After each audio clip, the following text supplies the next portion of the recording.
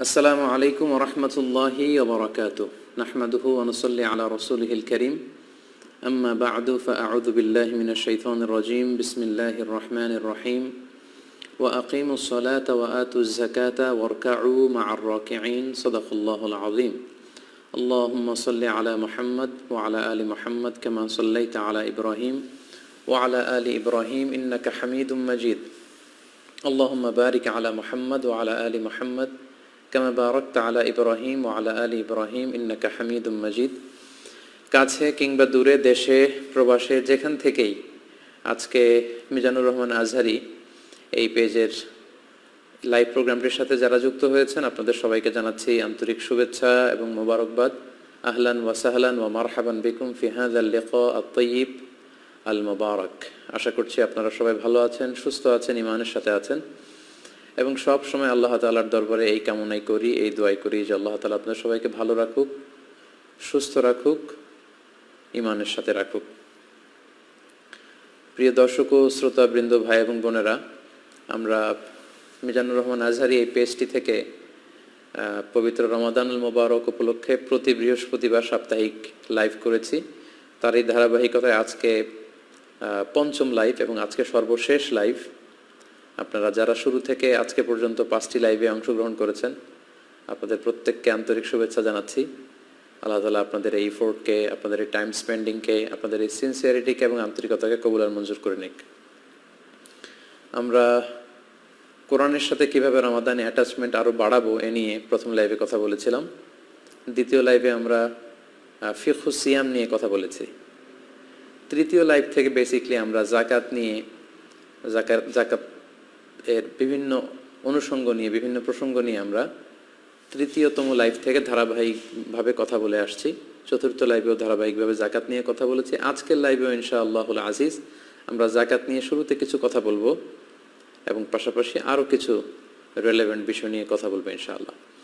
আপনারা যারা গত লাইভে অংশগ্রহণ করেছিলেন আপনাদের বোধ করি মনে আছে যে আমরা গত লাইভে আলোচনা করেছিলাম যে কাদেরকে জাকাত দেয়া যাবে না এবং জাকাত ফরজ হওয়ার জন্য কিছু শর্ত বেঁধে দিয়েছে শারিয়া আল ইসলামিয়া, সে ব্যাপারে আমরা কথা বলেছি এবং জাকাত যোগ্য বা জাকাতেবল অ্যাসেট কি সে ব্যাপারেও আমরা কথা শুনেছিলাম এবং সবশেষে কিভাবে খুব সহজভাবে জাকাতের হিসাবটা আমরা করে ফেলতে পারি সেটা আমরা অনেকটা হাতে কলমে বা খুব সহজভাবে, বাস্তবিকভাবে, প্রায়োগিকভাবে আপনাদেরকে বুঝিয়ে দেওয়ার চেষ্টা করেছি এবং আশা করছি বিগত লাইভ থেকে আপনারা উপকৃত হয়েছেন।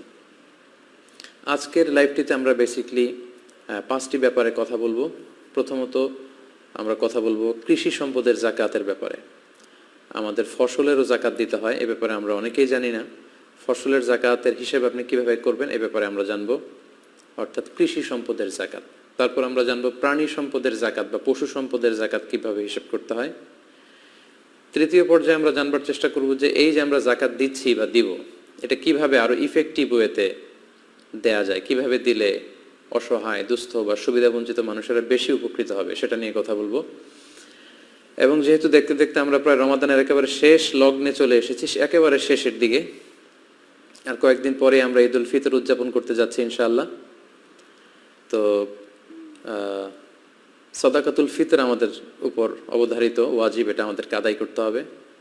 তো আমরা সাদাকাতুল ফিতর কিভাবে আদায় করব এই প্রসঙ্গটা আমরা একটু পরে জানবো এবং সবশেষে এই কোভিড-19 আউটব্রেকের এই ক্রাইসিস মোমেন্টে, এই পিরিয়ডে আমরা ঈদ উল ফিতরের সালাত কিভাবে আদায় করব এই ব্যাপারে অনেকের মনে অনেক জল্পনা কল্পনা, অনেক ধরনের প্রশ্ন এবং ব্যাপারটি খুব বেশি আলোচিত হচ্ছে। এই ব্যাপারে আমরা শারিয়া আল ইসলামিয়ার আলোকে কিছু কথা, কিছু দৃষ্টিভঙ্গি আপনাদের সামনে পেশ করার চেষ্টা করব ইনশাআল্লাহুল আজিজ ওয়া তাওফিক ইল্লা বিল্লাহ।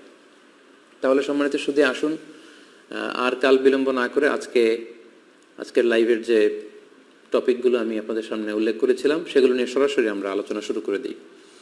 আজকে প্রথমেই আমরা জানবার চেষ্টা করব যে কৃষি সম্পদের জাকাত কি করে দিতে হয়, অর্থাৎ ফসলের জাকাতের সিস্টেমটা কি। আমাদের অনেকের এ ব্যাপারে অবহেলা আছে বা জানার ঘাটতি আছে। আমরা অনেকেই জানি না যে ফসলের জাকাত দিতে হয় বা জাকাত দিতে হয়, এটা জানলেও এ ব্যাপারে আমরা খুব একটা সিনসিয়ার না। আজকের এই আলোচনার মধ্যে দিয়ে ফসলের জাকাত কিভাবে আদায় করতে হয় বা কৃষি সম্পদের জাকাত কিভাবে দিতে হয় সে ব্যাপারে আমরা আপনাদেরকে জানাবার চেষ্টা করব ইনশাআল্লাহ। সম্মানিত সুধী, গত সপ্তাহে আমরা সম্পদের জাকাত কি করে দিতে হয়, ব্যবসায়ী পণ্যের জাকাত, উরুদুত তিজারা, আমরা যারা বিজনেস করি তাদের জাকাত কিভাবে দিতে হয়, আমাদের যে ক্যাশ টাকা থাকে, আমাদের যে স্বর্ণালঙ্কার থাকে, এগুলোর জাকাতের সিস্টেম জেনেছি। তো স্বর্ণালঙ্কার বা ক্যাশ টাকা বা উরুদুত তিজারা, ব্যবসায়ী পণ্যের উপর জাকাত বা টাকা পয়সা বা অলঙ্কারের উপর জাকাত প্রদান করা যেমনি ফার্জ, ঠিক অনুরূপভাবে ফসলের জাকাত প্রদান করাটাও কিন্তু ফার্জ, যেটাকে ইসলামের ভাষায় ওশর বা নিসফ ওশর বলে। এটা দেওয়াও কিন্তু আবশ্যক, কিন্তু এ ব্যাপারে আমাদের মধ্যে খুব একটা গণসচেতনতা নেই এবং অনেকটা বলা যায় যে আমাদের মধ্যে অবহেলা কাজ করে বা আমাদের জানাশোনারও বেশ অভাব। একটা সময় আমাদের দেশে যখন সুলতানি আমল ছিল তখন কিন্তু ওশর সেভাবে আদায় করা হতো, কিন্তু পরবর্তীতে ইংরেজরা এসে যখন এই জমিগুলো দখল করে নিল, আস্তে আস্তে সুলতানদের ক্ষমতাকে খর্ব করা হলো, তখন থেকে কিন্তু এই ওশরের পদ্ধতি, এই বিধানটি এদেশে লঙ্ঘিত হয়ে আসছে এবং অনেকের মধ্যে এই ব্যাপারে সাবধানতা বা সচেতনতা নেই। তো আজকে আমরা এই বিষয়টি নিয়ে প্রথমে কথা বলতে চাই, ফসলের জাকাত আমরা কিভাবে দিব। আমাদের অনেকে আছেন অনেক বড় চাষি, অনেক কিছু তারা চাষ করেন, পেশায় তারা কৃষক, অনেক কিছু উৎপাদন করেন, এগুলোর জাকাত আমাদের দিতে হবে কিনা। আসলে জমিন থেকে আল্লাহ তাআলা যেটাই উৎপন্ন করেন সেটার জাকাতে কিন্তু আমাদেরকে দিতে হবে, কারণ এটাও আল্লাহ তাআলার পক্ষ থেকে একটা বড় ধরনের নেয়ামত। সূরাতুল বাকারার 267 নম্বর আয়াতে আল্লাহ তাআলা ইরশাদ করছেন, ইয়া আইয়ুহাল্লাযীনা আমানু আনফিকু মিন তাইয়্যিবাতি মা কাসাবতুম, অর্থাৎ ওহে বিশ্বাসীরা, তোমরা হালাল থেকে যা উপার্জন করো সেটা থেকে যাকাত দাও। পাশাপাশি অমিম্মা আখরাজনা লাকুম মিনাল আরদ, আর জমিন থেকে, পৃথিবী থেকে আমি তোমাদের জন্য যেটা উৎপন্ন করে দেই সেটা থেকে তোমরা যাকাত দাও। তাহলে এই আয়াতের দ্বিতীয়াংশ থেকে কিন্তু আমরা বুঝতে পারছি জমিন থেকে যে ফল, ফসল বা কৃষিপণ্য উৎপন্ন হয় সেটার উপরও কিন্তু যাকাত আবশ্যক, যেটাকে ওশর বা নিসফ ওশরের পদ্ধতি বলে। তাহলে এই আয়াত থেকে আমরা বুঝলাম ফসলের যাকাত দেওয়া এটা ফরজ, যেমনি সম্পদের যাকাত দিতে হয়, কারণ আল্লাহ তাআলা সুস্পষ্টভাবে বলছেন যে ওমিম্মা আখরাজনা লাকুম মিনাল আরদ, জমিন থেকে আমি যেটা উৎপন্ন করি তোমাদের জন্য সেটার উপর তোমাদের যাকাত দিতে হবে। এবং সূরাতুল আনআমের 141 নম্বর আয়াতে আল্লাহ তাআলা বলছেন, ওয়া আতু হাক্কাহু ইয়াউমা হাসাদি, তোমরা যেদিন ফসল কেটে ফসলগুলো ঘরে তুলো ওই দিন এই ফসলের হক তোমরা আদায় করে দাও, মানে যাকাত দিয়ে দাও। তাহলে সূরা বাকারার এবং সূরাতু আল আনআমের এই দুটি আয়াত থেকে আমরা এই বিষয়টি স্পষ্ট হতে পারলাম যে ফসলেরও কিন্তু যাকাত আছে। জমিন থেকে যেটা উৎপন্ন হয়, যেটাকে আমরা চাষ উৎপন্ন প্রোডাক্ট বলি, এগুলোর উপরও কিন্তু আমাদেরকে যাকাত দিতে হবে। এখন জমিন থেকে আমরা সামান্য কিছু উৎপাদন করলেই কি যাকাত দিতে হবে? কতটুকু চাষাবাদ করলে বা কতটুকু ফসল উৎপাদন করলে আমাদেরকে যাকাত দিতে হবে, এই ব্যাপারটি আমরা একটু ক্লিয়ার হই। আসলে সামান্য কিছু ধান, পাট এগুলো উৎপাদন করলেই যে যাকাত দিতে হবে বিষয়টি এমন নয়। যদিও ইমাম আল আযম আবু হানিফা রাহিমাহুল্লাহ ওনার মতামত হচ্ছে যে যাই উৎপাদন হয় সেটারই যাকাত দিতে হয়, কিন্তু বেসিকলি এক্ষেত্রে নির্ভরযোগ্য বা গ্রহণযোগ্য মতামত হচ্ছে 5 ওয়াসাকের কম হলে সেই চাষাবাদ থেকে সেটার যাকাত দেওয়া লাগে না।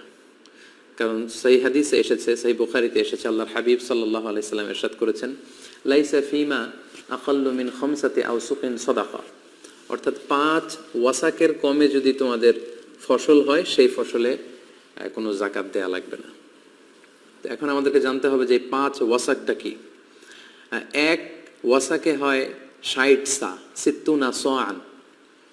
এক সাতে কত, এটা নিয়ে স্কলারদের মধ্যে অনেক মতভেদ আছে। কেউ কোনো স্কলাররা বলেন যে এক সাতে হয় 2 কেজি 40 গ্রাম, কোনো বর্ণনা মতে 2 কেজি 400 গ্রাম, 2 কেজি 600 গ্রাম, এমনকি 3 কেজি থেকে শুরু করে 3 কেজি 300 গ্রাম পর্যন্ত মতামত রয়েছে। এক্ষেত্রে সায়ের ক্ষেত্রে বেসিকলি 2টা সাকে স্ট্যান্ডার্ড ধরা হয়, একটা হচ্ছে মদিনার সা আর একটা হচ্ছে ইরাকের সা। তো মদিনার সাকে যদি আপনি স্ট্যান্ডার্ড ধরেন তাহলে সেক্ষেত্রে 60 সা বা 5 ওয়াসাকে আসছে, আমাদের বাংলাদেশে যদি মনে আমরা কনভার্ট করি তাহলে হয় 17 মন। আর যদি আমরা ইরাকের সাকে স্ট্যান্ডার্ড ধরি, যেটা হানাফি মাযহাবে রেকমেন্ড করা হয়, সেটাই আমি আপনাদেরকে জানাচ্ছি। সেটাকে যদি আমরা স্ট্যান্ডার্ড ধরি তাহলে 5 ওয়াসাকে হয় প্রায় 25 মন। তার মানে 25 মনের কম যদি আপনার ফসল উৎপন্ন করা হয় সেই ফসলে কোনো যাকাত হয় না, যেহেতু আল্লাহর হাবিব সাল্লাল্লাহু আলাইহি সাল্লাম বলেছেন, লাইসা ফিমা আকাল্লু মিন খামসাতি আওসুকিন সাদাকা, 5 ওয়াসাকের কমে কোনো ফসলে জাকাত দিতে হয় না, আর 5 ওয়াসাকে হয় 25 মণ। যদিও ইউসুফ আল কারদাভি ওনার ফিকহুজ জাকা, ওনার বিখ্যাত একটি বই জাকাত রিলেটেড, ওই বইয়ের মধ্যে 80 মণের কথা উল্লেখ করেছেন। তাহলে কম ধরলে 17 মণ, আর সর্বোচ্চটা যদি আমরা হানাফি মাযহাবের মতামত অনুযায়ী ধরি তাহলে 25 মণ। তাহলে সম্মানিত শুধু আমরা বুঝতে পারলাম যে 25 মণ যদি আপনি চাষাবাদ না করেন, 25 মণ বা তার চাইতে বেশি যদি না হয়, তাহলে ওই ফসলে আপনার জাকাত দেওয়া লাগবে না। অর্থাৎ আপনার নিজের খাওয়া দাওয়ার জন্য বা পারিবারিকভাবে আপনি চাষ করেছেন, ধান চাষ করলেন 10 মণ কিংবা 15 মণ কিংবা 18 মণ, তো সেই 10 মণ 15 মণে কিন্তু আপনার কোনো জাকাত দেওয়া লাগবে না। যখন আপনার পুরো ফসলের পরিমাণটা 25 মণে যেয়ে পৌঁছবে তখন আপনাকে জাকাত আদায় করতে হবে। আশা করি ফসলের জাকাতের যে নিসাব সেটা আপনারা বুঝতে পেরেছেন। এই ফসলের জাকাতের ক্ষেত্রে আরেকটা শর্ত হচ্ছে এই ফসলগুলো এমন হতে হবে যেগুলোকে গুদামজাত করা যায়, মানে অনেক দিন বাসায় রেখে দেওয়া যায়, অর্থাৎ এগুলো সহজেই পচনশীল নয়। যেমন ধরুন ধান, গম, ভুট্টা, ডাল, যেগুলো এমনি বাসাতে অনেক দিন রেখে দেওয়া যায়।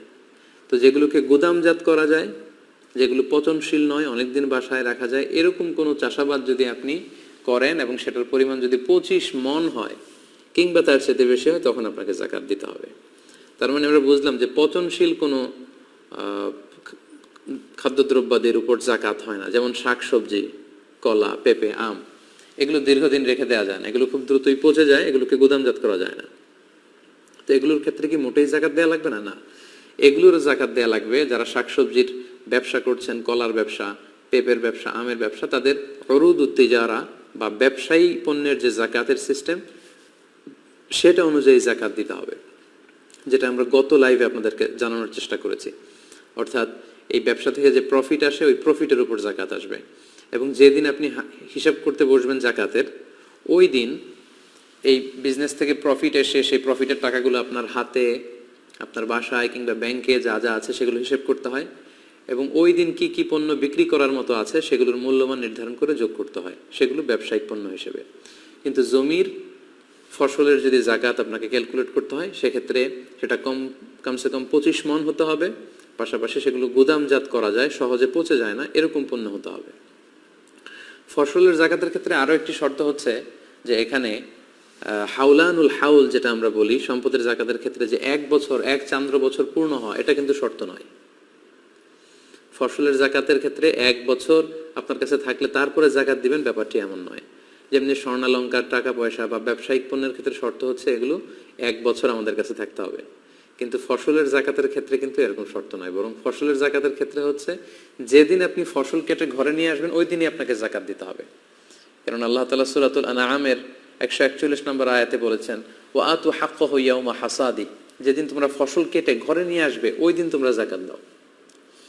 সেই হিসেবে আপনি যদি 3-4টা ফসলের চাষ করেন, তাহলে 3-4টা ফসলেরই জাকাত কিন্তু আপনাকে আলাদা আলাদাভাবে পে করতে হবে যেদিন আপনি ফসল কেটে বাসায় নিয়ে আসবেন, এবং সেটা যদি গুদামজাত করার মতো ফসল হয় এবং সে ফসলের পরিমাণ যদি কমসে কম 25 মণ হয় কিংবা তার চেয়ে বেশি হয়, তখন আপনাকে জাকাত দিতে হবে।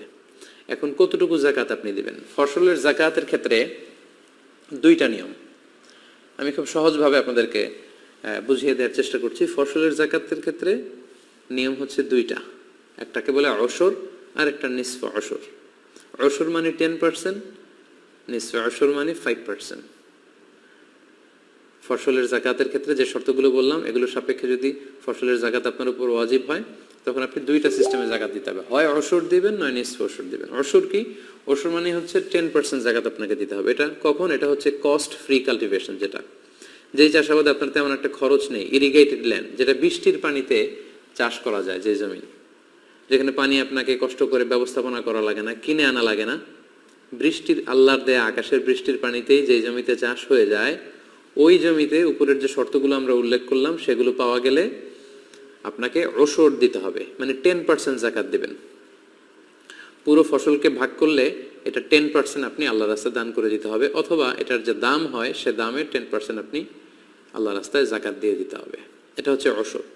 আর নিসফে অশর হচ্ছে 5%। 5% আপনি কখন দিবেন? সেটা হচ্ছে কস্ট বেসড কাল্টিভেশন, যেই চাষাবাদে খরচ হয়। যেমন আমাদের বাংলাদেশের বেশিরভাগ চাষাবাদগুলো এটার আওতায় পড়বে, অর্থাৎ 5% চাষোৎপন্ন যেটা হবে সেটার 5% তাদেরকে জাকাত দিতে হবে। যদি সেটা কস্ট বেসড কাল্টিভেশন হয় এবং নন ইরিগেটেড ল্যান্ডস হয়, অর্থাৎ যেই জমিতে বৃষ্টির পানি দিয়ে চাষ হয় না সেখানে সেচের পানি দিয়ে চাষ করতে হয়। আপনারা এই সেচের পদ্ধতির ব্যাপারে জানেন যে অনেক কষ্ট করে অন্য জায়গা থেকে পানি এনে সেচ দিতে হয়, এখানে নিড়ানি দেয়া লাগে, এখানে অনেক শ্রমিক খাটানো লাগে, আগাছা কর্তনের জন্য সার দেয়া লাগে, এটা সেটা লাগে। এই যে কস্ট বেসড যে কাল্টিভেশন, অনেক খরচ হয় এবং সেচ দিয়ে পানি দিয়ে চাষ করতে হয়, সেচের পানি দিয়ে, সেক্ষেত্রে আপনাকে 5% জাকাত দিতে হবে। তাহলে সম্মানিত দিনী ভাই এবং বোনেরা, খুব সংক্ষেপে যদি আমরা বলি তাহলে এভাবে বলবো যে বৃষ্টির পানি দিয়ে যেই ফসল চাষ হয় সেক্ষেত্রে আপনি জাকাত পে করবেন 10%, শতকরা 10%। আর যদি সেচের পানি দিয়ে, আপনার যেখানে খরচ আছে সেচের পানি দিয়ে যদি চাষ হয় 5%। খুব সহজ। তাহলে কৃষিজ পণ্যের জাকাতের ক্ষেত্রে আমরা প্রথমে জানলাম কমসে কম এটা 25 মণ হতে হবে। এরপরে জানলাম এটা পচনশীল হলে চলবে না, গুদামজাত করা যায় এমন ফসল হতে হবে, এবং এটা 1 বছর থাকার শর্ত নয়, বরং যেদিন ফসল কেটে ঘরে উঠাবেন সেদিনই জাকাত দিতে হবে। জাকাত দেওয়ার দুটো পদ্ধতি, একটা হচ্ছে 10% আর একটা 5%। 10% যেটা বৃষ্টির পানিতে চাষ হয়েছে, আর 5% যেটা সেচের পানিতে চাষ হয়েছে। আশা করি আপনারা বুঝতে পেরেছেন। এখন কারো ক্ষেত্রে এমন হতে পারে যে তার ফসলের চাষাবাদে কিছুটা বৃষ্টির পানিও তাকে হেল্প করেছে, আবার সেচের পানির খরচও তার কিছু লেগেছে, মানে কিছু আল্লাহর দেয় বৃষ্টির পানি আর কিছু সেচের পানি, এরকমও হতে পারে। এরকম যদি হয় তখন সে মাঝামাঝি জাকাত দিবে, অর্থাৎ 5%ও দেবে না, 10%ও দেবে না, তখন সে দিবে 7.5%, মানে 10 আর 5-এর মাঝামাঝি। আশা করি ব্যাপারটি বুঝতে পেরেছেন। আপনারা জাকাত দেওয়ার যে হার বা পার্সেন্টেজ, এটা যদি আপনি খেয়াল করেন তাহলে দেখবেন যে যেখানে আপনার কষ্ট বেশি, খরচ বেশি, ওখানে আপনার কম পে করা লাগছে, আর যেখানে আপনার তেমন খরচ নেই, কষ্ট নেই, ওইখানে বেশি পে করা লাগছে। সুবহানাল্লাহ বিহামদি। ইসলাম কতটা ব্যালেন্সড, কতটা ভারসাম্যপূর্ণ। আমাদের সুযোগ সুবিধা, আমাদের চাহিদা, আমাদের কোনটাতে ভালো হবে, এই সব কিছু খেয়াল করেই কিন্তু আল্লাহ তাআলা এই বিধানগুলো আমাদেরকে দিয়েছেন। আপনি একটু খেয়াল করলে দেখবেন, the less you work the more you pay, and the more you work the less you pay. বেশি কাজ করছেন, বেশি কষ্ট করছেন, পে করবেন কম জাকাত। কষ্ট নাই, কাজ নাই, সেখানে পে করবেন বেশি। এখানে যদি খেয়াল করেন বৃষ্টির পানিতে চাষ হয়ে যায়, সেখানে দেওয়া লাগছে 10%, আর সেচের পানিতে হইলে সেখানে যদি শ্রমিক খাটানো লাগে, অনেক কষ্ট আছে, সেখানে কমিয়ে দেওয়া হয়েছে 5%। আবার আমরা যে ব্যবসা করি, ব্যবসায় সারা বছর ব্যবসা নিয়ে দিন রাত টেনশনে থাকতে হয়, কাজ করতে হয়, ব্যবসার সম্পদ, অর্থ উপার্জন, স্বর্ণালঙ্কার, এগুলোর ক্ষেত্রে কিন্তু আরও কমিয়ে দেওয়া হয়েছে 2.5%। আরেকটা জাকাত আছে যেটা খুব বেশি আলোচিত হয় না, সেটা হচ্ছে রাকায়েজ বলে এটাকে, গুপ্ত ধন, যেটা খুব একটা পাওয়া যায় না, হিডেন ট্রেজার। মাটির নিচে আপনি প্রাচীন আমলের অনেক এনশিয়েন্ট কোনো ট্রেজার পেলেন, গুপ্তধন, তো সেটা আপনি একেবারে ফাও পেয়ে গেলেন, এখানে কোনো কষ্টই আপনার করা লাগেনি, তো সেটার ক্ষেত্রেও কিন্তু জাকাত আছে। আপনি মাটির থেকে এটা পেয়েই পুরোটা ব্যবহার করতে পারবেন না। ইসলামের বিধান মতে এখানে 20% আপনাকে জাকাত দিতে হবে। তাহলে আমরা বুঝলাম যে the less you work the more you pay, the more you work the less you pay. আপনি যেখানে বেশি এফোর্ট দিচ্ছেন, বেশি কষ্ট, ওখানে অল্প জাকাত পে করতে হয়, যেখানে কষ্ট কম সেখানে বেশি জাকাত পে করতে হয়। সম্মানিত ভাই এবং বোনেরা, তাহলে ফসলের জাকাত বা কৃষিজ পণ্যের যে জাকাত, আশা করি এই বিষয়টি আপনাদের কাছে ক্লিয়ার হয়েছে। এবার আমরা চলে যাব পশু সম্পদের জাকাতের ব্যাপারে, অর্থাৎ প্রাণী সম্পদের জাকাত। কারণ আমাদের অনেকেই বিভিন্ন ধরনের পশু, গবাদি পশু, এগুলো লালন পালন করে থাকেন। এই গবাদি পশুর ক্ষেত্রে জাকাত কি হবে বা জাকাতের বিধান কি হবে, আমরা এই পর্যায়ে এই ব্যাপারে কথা বলবো ইনশাআল্লাহ। পশু সম্পদের জাকাতের ব্যাপারে কয়েকটি শর্ত আছে, বা প্রাণী সম্পদের যে জাকাতের বিধান সেক্ষেত্রে কয়েকটি শর্ত আছে। প্রথম কথা হচ্ছে যে কোনো পশুকেই বা যে কোনো প্রাণীকেই কিন্তু আল্লাহ তাআলা জাকাতের আওতাভুক্ত করেনি, বরং বাহিমাতুল আনআম, যেগুলো গবাদি পশু, গৃহপালিত পশু যেগুলো, যেমন ছাগল, ভেড়া, গরু, মহিষ, উট, এই জাতীয় পশুগুলোকে আল্লাহ তাআলা জাকাতের আওতায় করে দিয়েছেন। এবং এই পশু সম্পদের বা প্রাণী সম্পদের জাকাতের ক্ষেত্রে 3টি শর্ত আমাদেরকে খুব ভালো করে বুঝতে হবে। প্রথম শর্ত হচ্ছে এই প্রাণীগুলো সাইমা হতে হবে। সাইমা মানে হচ্ছে যে প্রাণীগুলোকে খাওয়াতে আপনার কোনো খরচ হয় না, বরং এই পশুগুলো বা এই গবাদি পশুগুলো বা প্রাণীগুলো বিলে যে বা চারণভূমিতে যে কিংবা চড়ের ঘাস লতাপাতা এগুলো খেয়ে বিলে চড়ে চারণভূমিতে সেখানে যে লতাপাতা বছরের বেশিরভাগ সময় এভাবে মাঠের ঘাস খেয়ে বা বিলের হাওড়ের বা চড়ের চারণভূমির ঘাস খেয়ে লতাপাতা খেয়ে যে পশুগুলো জীবন ধারণ করে সেগুলোর ক্ষেত্রে জাকাত হবে। যে পশুগুলোকে আপনার ভুসি খাওয়াতে হয়, গম খাওয়াতে হয়, অনেক খরচ করতে হয় এগুলোর পেছনে, ওই পশুগুলো জাকাত হবে না, এগুলো জাকাতের আওতার বাইরে। প্রাণী সম্পদের জাকাতের ক্ষেত্রে 2 নম্বর শর্ত হচ্ছে 1 চান্দ্র বৎসর পূর্ণ হওয়া। মানে এই গরু ছাগল ভেড়াগুলো যেগুলো জাকাত যোগ্য সেগুলো 1 বছর আপনার হাতে থাকতে হবে, বছরান্তে বছর শেষে আপনি জাকাত দেবেন। 3 নম্বর শর্ত হচ্ছে গরু ছাগল ভেড়ার বা প্রাণী সম্পদের জাকাতের একটা নেশাব আছে। 2-4-5টা গরু থাকলেই যে আপনার জাকাত দিতে হবে এমনটা নয়, একটা নেশাব আছে। প্রাণী সম্পদের ক্ষেত্রে বা পশু সম্পদের ক্ষেত্রে নেশাবটা কি সেটা খুব সংক্ষেপে আপনাদেরকে একটু বলি। যেমন ছাগলের ক্ষেত্রে 20-25টা ছাগল থাকলেই যে জাকাত দিতে হবে এমনটা না, কমসে কম 40টা ছাগল থাকতে হবে। 40টা ছাগল যখন আপনার থাকবে তখন আপনাকে জাকাত দিতে হবে। এবং এই 40টা ছাগল এগুলোকে খড় বা ভুসি বা ঘাস বা এগুলো কিনে আপনাকে খাওয়াতে হয় না, বরং চারণভূমিতে হাওড়ে বিলে মাঠে যে ঘাস খেয়ে এগুলো জীবন ধারণ করে, এরকম হতে হবে। যদি এরকম হয় এবং পূর্ণ 1 বছর আপনার কাছে থাকে তাহলে 40টা যদি ছাগল হয় বছর শেষে আপনি একটা ছাগল আল্লাহ রাস্তায় জাকাত দিতে হবে।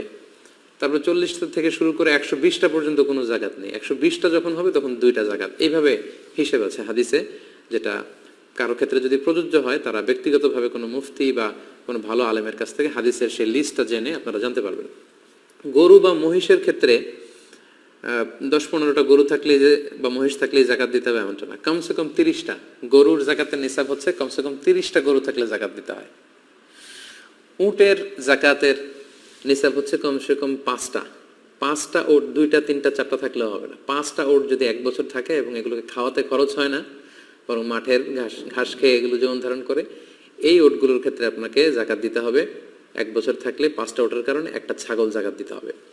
তো হাদিসে আল্লাহর হাবিব সাল্লাল্লাহু আলাইহি ওয়াসাল্লাম বিস্তারিত বলেছেন যে 100টা উট হলে কত হবে, 200টা হলে কত হবে, 100টা গরু হলে কত হবে, এটার একটা লিস্ট আছে। তো আজকের এই লাইভটাকে আমি খুব লম্বা করব না, কারণ এগুলো নিয়ে আলোচনা করলে লাইভের লেন্থটা অনেক বড় হয়ে যাবে। তাই একটা ইন জেনারেল আপনাদের ধারণা দিয়ে রাখলাম যে 40টার নিচে ছাগল হলে জাকাত দেয়া লাগে না, গরু বা মহিষ 30টার নিচে হলে জাকাত দেয়া লাগে না, উট 5টার নিচে হলে জাকাত দেয়া লাগে না। এবং সেক্ষেত্রে আমরা বলেছি যে এটা সায়েমা হতে হবে, অর্থাৎ বনে বাদাড়ে কিংবা চারণভূমিতে হাওড়ে বিলে মাঠের ঘাস খেয়ে এটা জীবন ধারণ করে, এটার পেছনে খরচ নেই, 1 বছর থাকতে হবে এবং নিসাব পরিমাণ হলে তখন জাকাত দিতে হবে। এখন সেই হিসাব করলে তো আমাদের বাংলাদেশে যারা গরু পালে, যারা ছাগল পালে, তাদের তো জাকাতই দেয়া লাগে না। তারা কি করবে?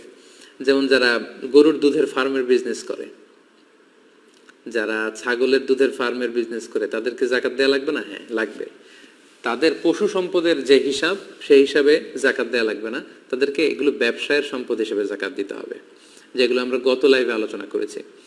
যেমন যারা ছাগলের দুধের ফার্ম আছে, গরুর দুধের ফার্ম আছে, তাদেরটা এই জাকাতের আওতাভুক্ত হবে না, কারণ এগুলো সায়েমা নয়, এগুলো বিলে হাওড়ে মাঠের ঘাস খেয়ে থাকছে না, এগুলোর পেছনে অস্ট্রেলিয়ান গাভীগুলোর পেছনে অনেক খরচ। সো এগুলোর এই গরুগুলোর উপর কোনো জাকাত নেই, বরং এগুলোর দুধ দিয়ে যে বিজনেস করা হচ্ছে সেগুলোর উপর জাকাত। অর্থাৎ এই গরুর দুধ বিক্রি করে যে টাকা আপনি পাচ্ছেন এই টাকাগুলোর উপর জাকাত আসবে। আপনি যেদিন জাকাতের হিসাব করতে বসবেন ওই দিন এই টাকাগুলোর উপর আপনি জাকাতের হিসাব করবেন। এবং এমন যদি হয় যে প্রতিদিন 500 কেজি 500 লিটার বা 600 লিটার দুধ আপনি বিক্রি করেন, যেদিন আপনি জাকাতের হিসাব করবেন ওই 600 লিটার দুধ যদি রেডি টু সেল, বিক্রির জন্য রেডি থাকে, দাম কত হবে, দামটা আপনি জাকাতের জন্য হিসাব করবেন। এবং প্রতি মাসেই আপনি এখান থেকে প্রফিট করে যে প্রফিটগুলো আপনার কাছে টাকা হিসেবে থাকে, ক্যাশ টাকা বা ব্যাংকে থাকে, এই হিসাবটা আপনি জাকাত যেদিন হিসাব করবেন সেদিন করবেন। তাহলে আমরা বুঝলাম যে আমাদের বাংলাদেশের যারা গরু ছাগল পালন করে তাদের অধিকাংশের ক্ষেত্রেই বা বেশিরভাগের ক্ষেত্রেই এই প্রাণীগুলোর উপর কোনো জাকাত নেই, বরং তারা যে ব্যবসা করছেন এই ব্যবসার উপর জাকাত। আর ব্যক্তিগত দুধ খাওয়ার জন্য যে চাষাবাদ করা হয় সেগুলোতে কোনো জাকাত নেই। তাহলে যে পোলট্রি শিল্প আছে, পোলট্রির ব্যবসা বা ব্রয়লারের ব্যবসা, গরু ছাগলের দুধ উৎপাদনের ফার্ম কিংবা মাছের ঘের, এগুলোর ক্ষেত্রে ইন্ডিভিজুয়ালি এগুলোর উপর জাকাত হবে না, বরং এগুলো যে ব্যবসায়ী পণ্য উরুদুত তিজারা, এগুলোর ব্যবসা পণ্য হিসেবে এগুলো যাকাতযোগ্য হবে। তাহলে প্রিয় ভাই এবং বোনেরা, সংক্ষিপ্ত পরিসরের প্রাণী সম্পদের বা পশু সম্পদের যাকাতের ব্যাপারে আমি যে ব্যাপারগুলো আপনার কাছে উল্লেখ করলাম, আশা করি আপনাদের কাছে ক্লিয়ার হয়েছে যে ফসলের যাকাত আপনারা কিভাবে আদায় করবেন এবং পশুর যাকাত আপনারা কিভাবে আদায় করবেন। আশা করি আপনাদের কাছে ক্লিয়ার হয়েছে। এ পর্যায়ে আমরা জানবার চেষ্টা করব এই যে যাকাতের মতো একটি বিধান আল্লাহ তাআলা আমাদের উপর ফরজ করেছেন, আমরা কিভাবে এবং কি দিয়ে যাকাত আদায় করলে এই যাকাতটা বেশি ফলপ্রসূ হবে। এটা খুবই গুরুত্বপূর্ণ একটি আলোচনা। আমরা বাংলাদেশকে অনেক গরিব দেশ বলি, কিন্তু আসলে কিন্তু ব্যাপারটি এমন নয়। আমাদের দেশে এমন বড় বড় বিজনেস ম্যাগনেট আছেন, সিআইপিরা আছেন, ব্যবসায়ীরা আছেন, যারা যদি সঠিক পদ্ধতিতে যাকাতগুলো আদায় করতেন, আমাদের বাংলাদেশে কোনো দরিদ্র খুঁজে পাওয়া যেত না। এবং যথানিয়মে যদি আমাদের বাংলাদেশের যাকাতগুলো আদায় করা হতো, তাহলে বাংলাদেশের গরিব মানুষদের দারিদ্র্য বিমোচন করে আমরা অন্যান্য দেশে, ইন্ডিয়ার কয়েকটা স্টেটে আমরা দারিদ্র্য বিমোচনে আমরা কিন্তু কাজ করে যেতে পারতাম। তো কিভাবে আমরা যাকাত আদায় করব এ ব্যাপারে এখন কিছু কথা বলবো। প্রথম কথা হচ্ছে যে যাকাত যখন আপনি দিবেন, এটা পূর্ণাঙ্গ মালিক বানিয়ে দিতে হয়। পরিপূর্ণ ওনারশিপ আপনাকে দিয়ে দিতে হবে। যিনি যাকাত গ্রহণ করবেন তাকে পুরোটাই দিয়ে দিতে হবে। ধরুন একজন ব্যক্তি বাজারে যে কিছু পণ্য নিয়ে বিক্রি করে, প্রতিদিন মাইলকে মাইল হেঁটে তার বাজারে যেতে হয়, গরিব মানুষ। তো আপনি ভাবলেন যে আপনি আপনার যাকাতের টাকা দিয়ে তাকে একটা সাইকেল কিনে দিবেন, যাতে এই পণ্যগুলো নিয়ে তিনি খুব সহজে বাজারে বিক্রি করতে পারেন। তো সেক্ষেত্রে এই সাইকেলটা যখন আপনি তাকে দান করবেন, পুরো সাইকেলটার মালিক তাকে বানিয়ে দিতে হবে। আল মিলকিয়া আত-তাম্মা, পরিপূর্ণ কমপ্লিট ওনারশিপ তাকে দিয়ে দিতে হবে। এমনটা করা যাবে না যে এই সাইকেল কিছুদিন আপনি ইউজ করেন, আবার তার প্রয়োজন হলে তাকেও ব্যবহার করতে দেন, আর বলে রাখলেন যে এটা তোমাকে দিলাম না। এটা যখন তাকে আপনি দিয়ে দিবেন, তাকে যখন পরিপূর্ণ মালিক বানিয়ে দিবেন, এরপরে ওই জিনিস আপনি আর ব্যবহার করতে পারবেন না। অর্থাৎ যাকাত যেটা দিয়ে দিতে হয় ওইটা পরিপূর্ণ মালিক বানিয়ে দিতে হয়। পরিপূর্ণ ওইটার ওনারশিপ যাকে আপনি দিবেন তাকে দিয়ে দিতে হবে। এবং আমরা আগেও বলেছি যে যাকাতকে প্রেসক্রাইব করার বা ফরজ করার মূল উদ্দেশ্য হচ্ছে সমাজ থেকে দারিদ্রতা বিমোচন করা। অর্থাৎ আমাদের শহরের এক পাশে থাকবে 5 তারকা বিল্ডিং, আরেক পাশে বস্তিতে লোকজন না খেয়ে থাকবে। রাস্তার এক পাশে 5 তলা, আরেক পাশে গাছতলা। এটা ইসলাম চায় না। বরং ইসলাম চায় যে সম্পদের তারল্য এটা সবার কাছে চলে যাক, সমাজের সবাই সুখে সমৃদ্ধিতে ভালোবাসা এবং সৌহার্দ্যপূর্ণভাবে বেঁচে থাকুক। এটা একটা সোশ্যাল সিকিউরিটি নেট বা সেফটি নেট, সামাজিক নিরাপত্তা বলা হয়। আমরা যদি খেয়াল করি তাহলে দেখবো যে গোটা বিশ্বের প্রায় 95% অ্যাসেটের মালিক হচ্ছে পৃথিবীর মাত্র 5% লোক। মানে এই পৃথিবীর মাত্র 5% লোকজন বা ফ্যামিলি পৃথিবীর 95% অ্যাসেট বা সম্পদগুলোর ওন করছে বা মালিক তারা। এভাবেই কিন্তু পৃথিবীতে এই দারিদ্র বৈষম্য বা মানবিক বৈষম্যগুলো তৈরি হয়েছে। এজন্য সূরাতুল হাশরের 7 নম্বর আয়াতে আল্লাহ তাআলা এই দিকটা ইঙ্গিত করে বলছেন, কাইলা ইয়াকুনা দুলাতান বাইনাল আগনিয়া মিনকুম। ইসলাম চায় যে সম্পদ যেন আমাদের কারো মাঝে কুক্ষিগত হয়ে না থাকে, বরং সম্পদের তারল্য যেন সবার কাছে পৌঁছে যায়। এবং আল্লাহ রাসূল সাল্লাল্লাহু আলাইহি ওয়াসাল্লামও কিন্তু ওনার পুরো জীবনব্যাপী এই দারিদ্রতার বিরুদ্ধে যুদ্ধ করে গিয়েছেন বলা যায় অনেকটা। অর্থাৎ মানুষকে স্বাবলম্বী বানানোর জন্য, দারিদ্রতা বিমোচন করবার জন্য, কর্মসংস্থানের ব্যবস্থা করে দেওয়ার জন্য বিশ্বনবী সাল্লাল্লাহু আলাইহি ওয়াসাল্লাম কিন্তু আমরণ কাজ করে গিয়েছেন। এবং তিনি নিজেও ব্যক্তিগতভাবে দারিদ্রতা থেকে আল্লাহ তাআলার কাছে পানাহ চাইতেন। সুনানে আবু দাউদের একটি হাদিস আমি এখানে উল্লেখ করতে চাই যে আল্লাহ রাসূল সাল্লাল্লাহু আলাইহি ওয়াসাল্লাম প্রায় এই দোয়াটা পড়তেন যে আল্লাহুম্মা ইন্নী আউযু বিকা মিনাল ফাকরি ওয়াল কিল্লাতি ওয়াল যিল্লাহ। এর মানে হচ্ছে, হে আল্লাহ, আমি দারিদ্রতা থেকে আপনার কাছে পানাহ চাই, আমি স্বল্পতা থেকে আপনার কাছে পানাহ চাই, আমি লাঞ্ছনা থেকে আপনার কাছে পানাহ চাই। তার মানে দারিদ্রতা এটা চেয়ে নেওয়া যায় না আল্লাহর কাছে, বরং এটা থেকে পানাহ চাইতে হয়। এবং এটা থেকে কিভাবে আপনি দারিদ্র সীমা থেকে উপরে উঠে কিভাবে নিজের ভাগ্যের চাকাকে পরিবর্তন করবেন, কিভাবে আপনি স্বাবলম্বী হবেন, কর্মসংস্থানের ব্যবস্থা আপনি কিভাবে করবেন, সব সময় কিন্তু আল্লাহ রাসূল সাল্লাল্লাহু আলাইহি সাল্লাম এই ব্যাপারে আমাদেরকে উৎসাহ দিয়ে গিয়েছে। তাহলে আমরা যাকাত যে দিব এটা কিভাবে, কোন ওয়েতে দিলে এটা বেশি ইফেক্টিভ হবে এবং প্রোডাক্টিভ হবে এ ব্যাপারে আমরা জানবো। যাকাত দুইভাবে দেওয়া যায়। একটা হচ্ছে যাকে আপনি দিবেন তাদের রেগুলার নেসেসিটি বা দৈনন্দিন যে সমস্যা, এই সমস্যা ফুলফিল করার জন্য যাকাত দেওয়া যায়। যেমন যাকাত দিয়ে জামা কাপড় দেওয়া যায়, এতে যাকাত আদায় হবে ইনশাআল্লাহ। পাশাপাশি খাদ্যদ্রব্য, মানুষের খাবারের যে চাহিদা এটা মেটানোর জন্য জাকাত দেওয়া যায়, প্রয়োজনীয় চিকিৎসার জন্য যে ঔষধ লাগে এগুলো দেওয়া যায়, কারণ এগুলো ডেইলি বেসিসে মানুষের লাগে, জামা কাপড় লাগে, খাবার লাগে, চিকিৎসার জন্য ঔষধ লাগে। তো আপনি যদি জামা কাপড় দিয়ে কোনো গরিব মানুষকে জাকাত আদায় করেন বা খাদ্যদ্রব্য দিয়ে আদায় করেন বা ঔষধ দিয়ে আদায় করেন, আপনার জাকাত আদায় হয়ে যাবে ইনশাল্লাহ। আপনি রেগুলার নেসেসিটিগুলো ফুলফিল করার চেষ্টা করেছেন, আদায় হবে ইনশাল্লাহ। কিন্তু জাকাত দেওয়ার ক্ষেত্রে সবচাইতে ইফেক্টিভ এবং প্রোডাক্টিভ ওয়ে হচ্ছে যদি আপনি পার্মানেন্ট সলিউশন করে দিতে পারেন। কারণ আমরা বলেছি যে জাকাতের মূল উদ্দেশ্য, জাকাতকে প্রেসক্রাইব করার আসল উদ্দেশ্য হচ্ছে দারিদ্র্য বিমোচন। তো সেটার জন্য আপনি পার্মানেন্ট সলিউশনের ব্যবস্থা যদি করেন, কাউকে কর্মসংস্থানের ব্যবস্থা যদি করে দিতে পারেন, সেটা বেশি ইফেক্টিভ। লেটসে একজন মহিলা প্রায় জাকাত যেখানে বিতরণ হয় সেখানে এসে লাইনে দাঁড়ায়, জাকাত নিয়ে যায়। আপনি জানতে পারলেন যে এই মহিলাটা ভালো সেলাই করতে পারে, কাঁথা সেলাই করতে পারে, কাপড় সেলাই করতে পারে, অর্থাৎ একজন দর্জি যে কাজ করতে পারে এই মহিলা এই কাজ করতে পারে।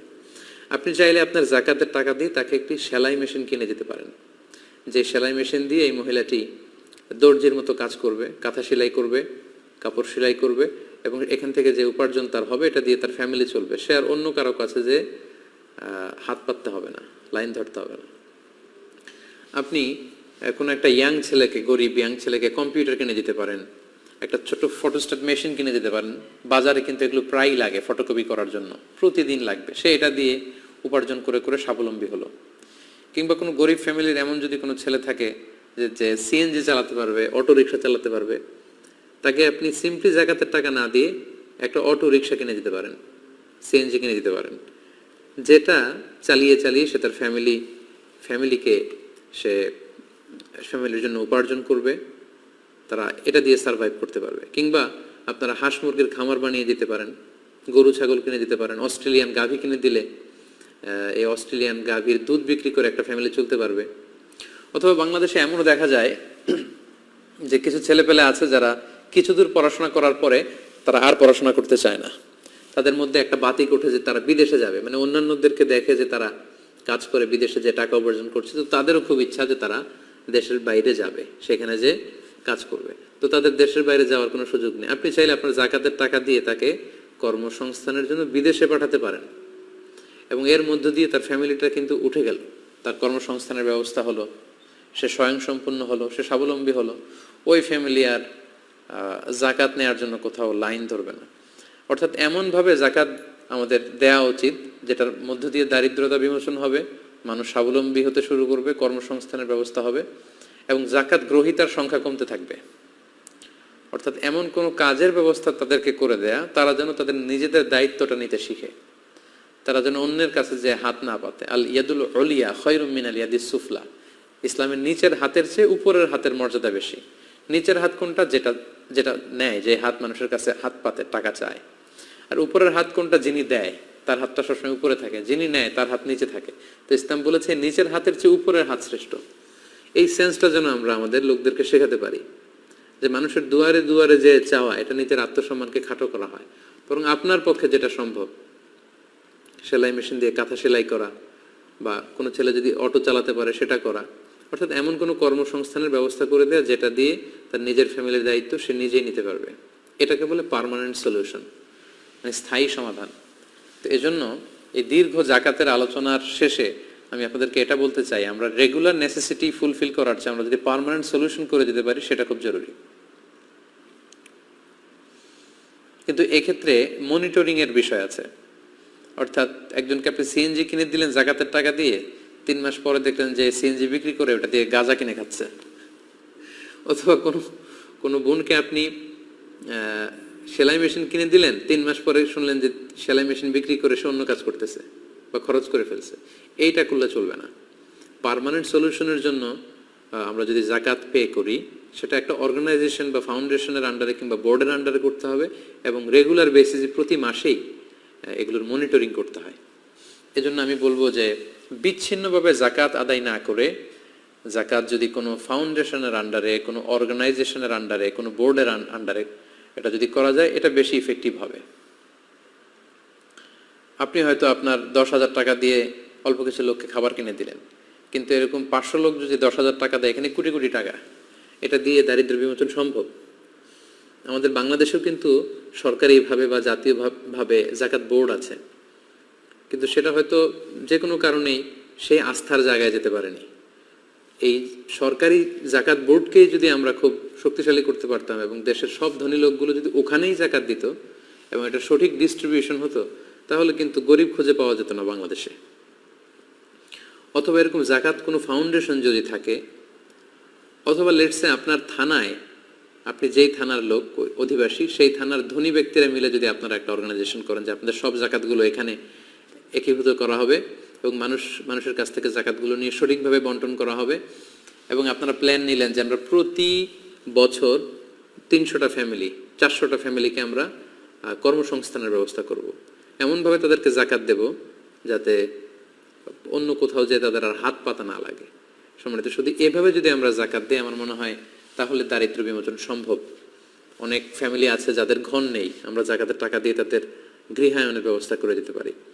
এই যে ঘূর্ণিঝড় আমপান চলে গেল, আমাদের উপকূলের যে এলাকাগুলো খুবই ক্ষতিগ্রস্ত হয়েছে। আমি শুনেছি প্রায় আজকে পর্যন্ত 13-14 জন লোক মারা গিয়েছে, অনেক লোক গৃহহারা। আমাদের জাকাতের টাকাগুলো দিয়ে যদি আমরা তাদেরকে গৃহ বানিয়ে দিতে পারি, এটা খুবই পার্মানেন্ট সলিউশন। ওই ঘরে তারা থাকতে পারবে অনেক দিন, অর্থাৎ যেই পরিবারের জন্য যেটা সুইটেবল হয়।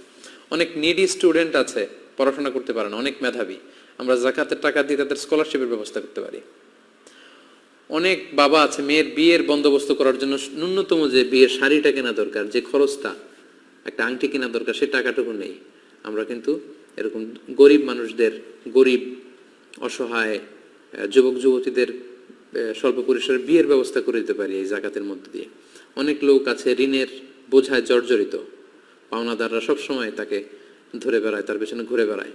আমরা টাকা দিয়ে তার এভাবে ঋণ মুক্ত করতে পারি তাকে। অর্থাৎ আমাদের আমাদের সামাজিকভাবে যত ফিনান্সিয়াল যে সমস্যাগুলো আছে মানুষের, অর্থনৈতিক ক্রাইসিস, তার সবটুকু কিন্তু এই জাকাতের যে ডায়নামিজম অফ জাকাত, সেটা দিয়ে আমরা করতে পারি। বাট দরকার হচ্ছে এখানে একটা সংঘবদ্ধ প্রয়াস, এমন একটা অর্গানাইজেশন যেটাতে মানুষ ট্রাস্ট করে এবং যেখানে অনেক লোকের জাকাত একসাথে করে কোনো অর্গানাইজেশন বেসড যদি আমরা প্ল্যান নিয়ে থানা টু থানা এভাবে আমরা কর্মসংস্থানের ব্যবস্থা করি, তাহলে আশা করি এই জাকাতের ডায়নামিজম দিয়ে আমরা আমাদের দারিদ্র্য বিমোচন করতে পারবো ইনশাআল্লাহ।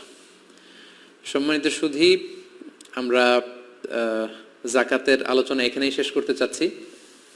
আমরা গত 3টি লাইভে আজকে সহ জাকাত নিয়ে দীর্ঘ আলোচনা করেছি এবং আমি অনেকটা ক্লাসের মতো করেই ভেঙে ভেঙে খুব সহজ ভাষায় বোধগম্য করে আপনাদেরকে বোঝানোর চেষ্টা করেছি। আশা করছি আপনারা এই আলোচনাগুলো থেকে উপকৃত হবেন। আমরা দেখতে দেখতে রমাদানের প্রায় একেবারে শেষের দিকে চলে এসেছি। অল্প কয়েকদিন পরেই আমরা ঈদ উল ফিতর উদযাপন করবো ইনশাআল্লাহ। যেহেতু রমাদানের একেবারে শেষের দিকে আমরা এসেছি, জাকাতুল ফিতর বা সাদাকাতুল ফিতর আদায় করা আমাদের জন্য আবশ্যক। তো এই সাদাকাতুল ফিতরের ব্যাপারে আমরা এ পর্যায়ে সামান্য কিছু কথা বলতে চাই। প্রথমে বলবো যে সাদাকাতুল ফিতর আদায় করা কি। সাদাকাতুল ফিতর আদায় করা হচ্ছে ওয়াজিব, কারণ সহিহ বুখারীর বর্ণনায় এসেছে, আব্দুল্লাহ ইবনে ওমর রাদিয়াল্লাহু তাআলা আনহু বলেন, ফারাদা রাসূলুল্লাহি সাল্লাল্লাহু আলাইহি ওয়াসাল্লাম যাকাতুল ফিতর।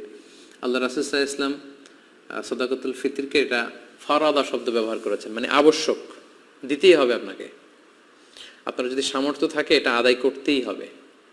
এটা সাধারণ কোনো দান সাদাকা নয়, এটা সাদাকাতুল ফিতর, এটা আপনাকে আদায় করতে হবে। ফারাদা শব্দ ব্যবহার করেছেন, মানে এটা খুবই গুরুত্বপূর্ণ, এটা ওয়াজিব। তাহলে সাদাকাতুল ফিতর আদায় করার হুকুম হচ্ছে ওয়াজিব। এবার আমরা জানবো যে কেন এটা দিতে হয়, কেন আমরা সাদাকাতুল ফিতর আদায় করব। সুনানে আবু দাউদের একটি হাদিসে সাদাকাতুল ফিতর আদায়ের 2টি সিগনিফিকেন্স উল্লেখ করা হয়েছে। 2টি কারণে সাদাকাতুল ফিতর দিতে হয়। এক হচ্ছে তুহরাতান লিস-সাইমি মিনাল লাগবি ওয়ার রাফাস। আমরা রোজা রাখতে যেভাবে রোজাটা রাখার দরকার ছিল, আমরা হয়তো অনেকে সেভাবে রোজাটা রাখতে পারিনি। আমরা কেউ হয়তো মিথ্যা কথা বলে ফেলেছি, কেউ হয়তো অন্যের গীবত করে ফেলেছি। এগুলো আল্লাহ মাফ করে দিয়ে যাতে রোজাটাকে আল্লাহ তাআলা ভালোভাবে কবুল করে নেন, এজন্য তুহরাতান লিস-সাইম, রোজাদারদেরকে পবিত্র করবার জন্য এই সাদাকাতুল ফিতরকে ওয়াজিব করা হয়েছে। 2 নম্বর সিগনিফিকেন্স হচ্ছে ওয়া তু'মাতান লিল মাসাকিন, মিসকিনদেরকে খাবার দেওয়ার জন্য। সাদাকাতুল ফিতরের উদ্দেশ্য হচ্ছে ঈদের দিন যাতে কোনো গরিব মিসকিন না খেয়ে না থাকে, তাদের মুখে যেন হাসি থাকে, তাদের বাসায় যেন খাবার থাকে, এই জন্য সাদাকাতুল ফিতরকে ওয়াজিব করা হয়েছে। সহজ কথায় বলা যায়, ঈদ আসার আগেই অসহায়দের ঘরে ঘরে খাবার পৌঁছে দেওয়ার ইসলামী প্রজেক্টের নাম হচ্ছে সাদাকাতুল ফিতর। অর্থাৎ ঈদের দিন যাতে মানুষের ঘরে ঘরে তাদের দৌড়াতে না হয়, এজন্য ঈদ আসার আগে যেন তাদের ঘরে আমরা খাবার পৌঁছে দেই, এই প্রজেক্টের নাম হচ্ছে সাদাকাতুল ফিতর। এবং ঈদের দিন এটা হচ্ছে দিয়াফাতুল্লাহ, ঈদের দিন সবাই আল্লাহ তাআলার মেহমান, এজন্য ঈদের দিনে রোজা রাখা হারাম। তো ঈদের দিনে যেদিন আমরা সবাই আল্লাহর মেহমান, আমরা ঘরে পায়েস খাবো, ফিন্নি খাবো, পোলাও খাবো, মাংস খাবো, আর আমাদের অসহায় সুবিধা বঞ্চিত গরিব মানুষগুলো কিছুই খাবে না, এটার নাম ইসলাম নয়। তাই ইসলাম চেয়েছে ঈদ আসার আগে তাদের ঘরে যেন ঈদের আনন্দ পৌঁছে যায়, এবং সেটার নামই হচ্ছে সাদাকাতুল ফিতর। এই সাদাকাতুল ফিতর কার জন্য ওয়াজিব? আল্লাহর হাবিব সাল্লাল্লাহু আলাইহি ওয়াসাল্লাম বলেছেন, মুসলমানদের মধ্য থেকে সামর্থ্যবান সবার জন্য এটা ওয়াজিব। সহিহ বুখারীতে এসেছে, আব্দুল্লাহ ইবনে ওমর রাদিয়াল্লাহু তাআলা আনহু বর্ণনা করেন যে আল্লাহ রাসূল সাল্লাল্লাহু আলাইহি ওয়াসাল্লাম সাদাকাতুল ফিতরকে ওয়াজিব করেছেন আলাল আবদি ওয়াল হুররি ওয়াল যাকারি ওয়াল উনসা ওয়াস সগীরি ওয়াল কাবীরি মিনাল মুসলিমিন। অর্থাৎ মুসলমানদের মধ্যে থেকে স্বাধীন কিংবা আজাদ করা দাস কিংবা ছোট বড় নারী পুরুষ সবার উপর এটা ওয়াজিব, যারই সামর্থ্য আছে তাকে দিতে হবে। এমন না যে আপনি প্রাপ্তবয়স্ক, আপনি আর আপনার স্ত্রী এই দুইজনের সাদাকাতুল ফিতর আপনি আদায় করলেন, আপনার ছোট ছোট ছেলে মেয়েদের সাদাকাতুল ফিতর আদায় করলেন না, না, এমনটা করা যাবে না। সবার, আপনার ঘরে যদি 6 মাসের ছোট্ট দুধ খায় এরকম বাচ্চাও থাকে, সেই বাচ্চার পক্ষ থেকেও আপনি সাদাকাতুল ফিতর আদায় করে দিবেন। যিনি ঘরের কর্তা ব্যক্তি আছেন আপনি আদায় করবেন, বাবা আদায় করবে, কিংবা বড় ভাই আদায় করে দিবে। অর্থাৎ সবার পক্ষ থেকে এটাকে আদায় করতে হয়। কখন আদায় করবেন? এটা একেবারে রমাদানে একেবারে শেষের দিকে, ঈদের 1-2 দিন আগ থেকে, অর্থাৎ এখন থেকে। বাংলাদেশে গতকাল 27শে রমাদান কদর আমরা কাটিয়েছি, মালয়েশিয়াতে আমাদের 28তম রোজা চলছে। তো এজন্য এখন খুব মোক্ষম সময় সাদাকাতুল ফিতর আদায় করে দেয়ার।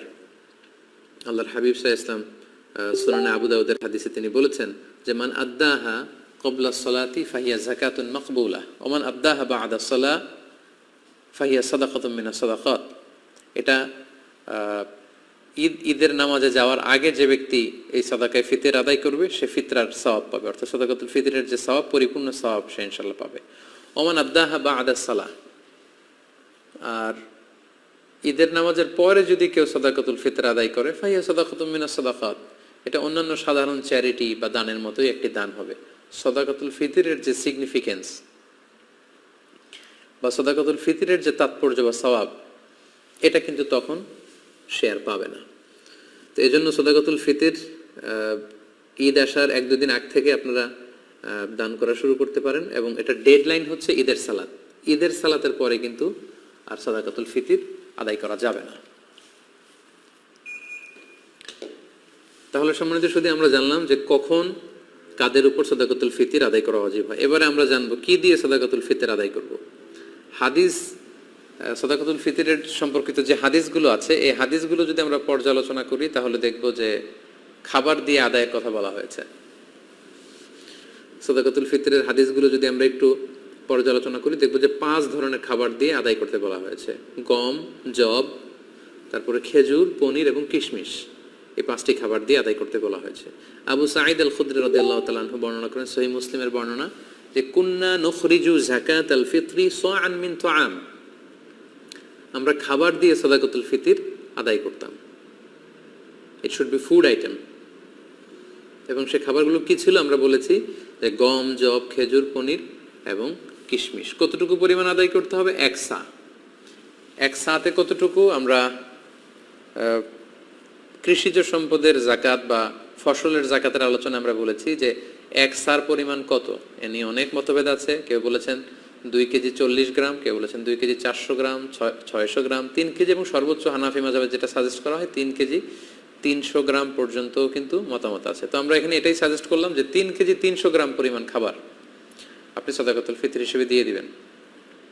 আমাদের বাংলাদেশে যেহেতু প্রধান খাবার হচ্ছে ভাত, মানে চাল, আপনি চাল দিয়ে আদায় করলে এটা ফুড আইটেমের অন্তর্ভুক্ত। সো খুব সুন্দরভাবে আপনার সাদাকাতুল ফিতর আদায় হয়ে যাবে ইনশাআল্লাহুল আজিজ। 1 সা পরিমাণ চাল। সা হিসাব করবেন কিভাবে? 1 সাতে হয় 4 মুদ। রিপিট, আমি আবারও বলছি, 4 মুদে হয় 1 সা। এখন 1 মুদ কত? আপনার 2টা হাত এরকম মোনাজাতের মতো করে, একজন প্রাপ্তবয়স্ক মানুষের প্রমাণ সাইজের 2টি হাত এরকম মোনাজাতের মতো করে, এই হাতে যতটুকু চাল ধরবে একবারে 2 হাতে চাল নিলে যতটুকু এখানে ধরবে বা আটবে সেটা হচ্ছে 1 মুদ। এরকম 4 বারে যদি আপনি দেন তাহলে হয়ে গেল 1 সা। আপনার নিজ হাত দিয়ে এরকম 4 বারে হিসাব করেও আপনি করতে পারেন, অথবা হানাফি মাযহাবের যে প্রেসক্রাইব করা হয়েছে 3 কেজি 300 গ্রাম, সেই হিসাবেও আপনি 3 কেজি 300 গ্রাম চাল দিলে আদায় হয়ে যাবে ইনশাআল্লাহুল আজিজ। এক্ষেত্রে খুব কমন একটা প্রশ্ন যে খাদ্য না দিয়ে, চাল না দিয়ে, এরকম গম না দিয়ে টাকা দিলে আদায় হবে কিনা। এ ব্যাপারে স্কলারসদের মধ্যে মতভেদ আছে। হানাফি মাযহাব ছাড়া বাকি 3টা মাযহাবে, শাফিঈ, মালিকি, হাম্বলি, 3 মাযহাবে বলেছে না, যেহেতু সরাসরি হাদিসে খাদ্যের কথা বলা হয়েছে, so it should be food item, খাদ্য দিয়েই হতে হবে। কিন্তু হানাফি মাযহাবে বলা হয়েছে যে না, খাদ্য দিলে তো আদায় হবে, পাশাপাশি এটার মূল্য দিয়ে দিলেও ইনশাআল্লাহ আদায় হয়ে যাবে। এবং শাইখুল ইসলাম ইবনু তাইমিয়া আলাইহি রাহমা উনিও এই মতামতকে গ্রহণ করেছেন যে ফিতরা খাদ্য সামগ্রী দিয়ে আদায় করা উত্তম। তবে এমন যদি হয় পর্যাপ্ত খাদ্য পাওয়া যাচ্ছে না, কিংবা ঈদের নামাজের সময় হয়ে গিয়েছে এখনও আমি আদায় করিনি, এখন কোথায় আমি গম পাবো, চাল পাবো, কখন মাপবো, কখন দিব, আমি তখন টাকা দিয়ে দিলাম, আদায় হয়ে যাবে। অথবা গরিবদের মাসলাহা, যেহেতু এটা গরিবের হক, এবং গরিবদের মাসলাহা যদি এখানে থাকে যে তাদের যদি টাকা দিলেই বেশি উপকার হয়, তখন টাকা দেয়াটাই উত্তম হবে এবং দিলে আদায় হয়ে যাবে ইনশাআল্লাহ। কারণ আমরা সবাই যদি চাল দিতে শুরু করি বা গম দিতে শুরু করি, এত চাল এত গম, যেহেতু এটা ঈদের দিনের আনন্দের জন্য, ঈদের দিন কি এত চাল এত গম ওনারা খাবেন? ঈদের দিন হয়তো অনেক গরিব মানুষ বা অনেক মিসকিন ফকির তারা একটু পায়েস খেতে চাইবে, একটু পোলাও খেতে চাইবে। সবাই যদি চাল দেয়, এই চাল আবার ওনারা বিক্রি করবে পায়েস কেনার জন্য, ওই চাল বিক্রি করে ওটা টাকা দিয়ে পায়েস, সেমাই এগুলো কিনে নিয়ে আসবে। তো ঘুরে ফিরে একই কথা হলো। তো এই জন্য আপনি টাকা দিয়েও যদি দেন আদায় হবে, এবং যদি গরিবের মাসলাহাত থাকে সেটা আউলা। আমরা অনেক জায়গায় শুনেছি, বিশেষ করে সৌদি আরবের কথা শুনেছি, জাকাতুল ফিতরের বস্তা আছে, আটার বস্তা, এগুলো রেখে আসা হয়, গরিবরা এগুলো নিয়ে আবার দোকানে বিক্রি করে, কয়েক হাত বদল হয়ে দোকানদাররা সেখানে লাভবান হয়, গরিবরা লাভবান হচ্ছে না। আমি বাংলা ট্রিবিউনের গত বছর বা তার আগের বছর একটা নিউজে পড়েছি যে রোহিঙ্গাদেরকে যে খাবার দাবার দেওয়া হয়েছিল, এটা স্থানীয় বাজারে অনেক কম দামে তারা বিক্রি করে টাকা নিয়েছে। তো এই জন্য যেহেতু ফকির মিসকিনদের, অসহায় বা সুবিধা বঞ্চিত মানুষদের এখানে মাসলাহার প্রশ্ন আছে, তাদের যদি টাকা দিলে বেশি উপকার হয় তাহলে টাকা দিয়েও আদায় করা যাবে ইনশাআল্লাহ বিইذنিল্লাহ। এবছর আমরা দেখেছি যে 2002 সালে ইসলামিক ফাউন্ডেশন থেকে ঘোষণা দেওয়া হয়েছে যে সাদাকাতুল ফিতরের সর্বনিম্ন সংখ্যা তারা নির্ধারণ করেছে, ওনারা করেছেন যে 70 টাকা, আর সর্বোচ্চ করেছেন 2200 টাকা। এই ঘোষণা দেওয়ার পর থেকে সবাই 70 টাকা করে আদায় করতে শুরু করেছে। আমাদের দেশে কিন্তু প্রতি বছর এমনটাই হয়, সর্বনিম্ন যেটা থাকে সেটাই সবাই আদায় করে। তো তাহলে সর্বোচ্চ 2200 টাকা দিয়ে সাদাকাতুল ফিতর আদায় করবে কে? এখানে তো হাদিসে অনেকগুলো খাবারের কথা বলা হয়েছে, গম, জব, খেজুর, পনির, কিশমিশ। তো কিশমিশের দাম দিয়ে আদায় করবে কে? সবাই 70 টাকা দরে যদি আদায় করেন তাহলে কিন্তু এটা পরিপূর্ণ আদায় হচ্ছে না। 70 টাকা হচ্ছে সর্বনিম্ন। যার তেমন কোনো সামর্থ্য নেই কিন্তু তিনি সাদাকাতুল ফিতর আদায় করতে চাচ্ছেন বা করছেন, তিনি 70 টাকা দিলে হয়ে যাবে। কিন্তু যার আপনার সামর্থ্য আছে তিনি এক একটা সাদাকাতুল ফিতর সামর্থ্য অনুযায়ী, কেউ 200, কেউ 500, এবং যাদেরকে আল্লাহ তাআলা অনেক বিত্তবান বানিয়েছেন, বিত্তশালী বানিয়েছেন, তাদের কমসে কম 2000 টাকা দিয়ে, 2200 টাকা দিয়ে আদায় করতে হবে। তা না হলে কিন্তু পরিপূর্ণভাবে সাদাকাতুল ফিতর আদায় হবে না। সম্মানিত শুধু সাদাকাতুল ফিতরের বিষয়টা আপনারা সবাই বুঝতে পেরেছেন বলে আমি আশা করি। আলহামদুলিল্লাহ, দীর্ঘ সময় ধরে আপনারা অনেকেই লাইভটিতে আছেন, এখনো প্রায় 24,300 জন দিনী ভাই এবং বোন আপনারা লাইভটিতে আছেন। আমি অনুরোধ করব আপনারা যারা লাইভটি দেখছেন আপনারা শেয়ার করে দিন, তাহলে এখন যারা অনলাইনে আছে তারাও এই লাইভটি থেকে, আলোচনাটি থেকে উপকৃত হতে পারবে ইনশাআল্লাহ। সম্মানিত শুধু আমরা দেখতে দেখতে আমাদের লাইভের একেবারে শেষ পর্যায়ে চলে এসেছি। এ পর্যায়ে আমরা ঈদের সালাতের ব্যাপারে কিছু কথা বলবো। যেহেতু করোনা পরিস্থিতির কারণে গোটা বিশ্বে এখন লকডাউন চলছে, একটা ক্রাইসিস মোমেন্ট, গোটা বিশ্ববাসী এখন খুব আতঙ্কিত, গোটা বিশ্ববাসী খুব বিপদের মধ্যে আছে। ফলে আমাদের মসজিদগুলো এখন বন্ধ, বেশিরভাগ অধিকাংশ মুসলিম দেশগুলোতে মসজিদগুলো বন্ধ, নামাজগুলো আমাদের ঘরে পড়তে হচ্ছে, এমনকি জুমার সালাতও আমরা মসজিদে পড়তে পারছি না। জুমার সালাতের পরিবর্তে জোহরের সালাত আমাদেরকে ঘরে আদায় করতে হচ্ছে। এই পরিস্থিতিতে আর 2 দিন পরে আমরা ঈদ উল ফিতর উদযাপন করতে যাচ্ছি। এখন যেহেতু আমরা মসজিদে যেতে পারবো না, আমরা কিভাবে ঈদ উল ফিতর এর সালাত আদায় করব? আমরা কি ঘরে ঈদ উল ফিতরের সালাত আদায় করব নাকি করা লাগবে না? এ ব্যাপারে অনেকেরই অনেক প্রশ্ন এবং এই ব্যাপারটা নিয়ে অনেক আলোচনা হচ্ছে।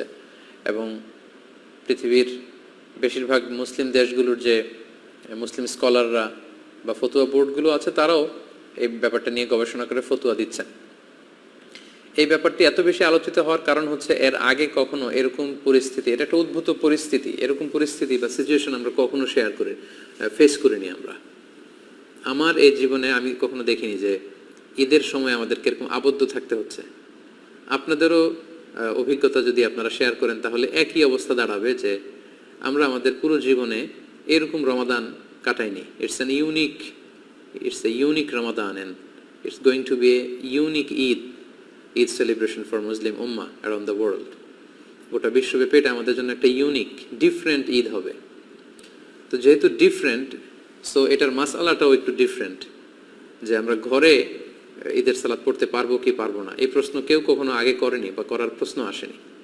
তো এই ব্যাপারে আমরা সংক্ষিপ্ত পরিসরে কিছু কথা শেয়ার করতে চাই। প্রথমে আমরা বলবো যে ঈদের সালাতের হুকুমটা কি, এ ব্যাপারে আমরা জেনে নিই। আমরা জানি যে বছরে আমরা 2 বার ঈদ উদযাপন করি। আমাদের সবচেয়ে বড়, the biggest carnival and festival of Muslim community, আমাদের সবচেয়ে বড় ধর্মীয় উৎসব ঈদ উল ফিতর এবং ঈদ উল আজহা। এবং আমরা এই 2টি দিন ঈদের সালাত পড়ার মধ্য দিয়ে আনন্দ উৎসব শুরু করি। এই ঈদের সালাতের হুকুম কি, এক্ষেত্রে স্কলারদের মতভেদ রয়েছে, একাধিক মতামতের ব্যাপারে পাওয়া যায়।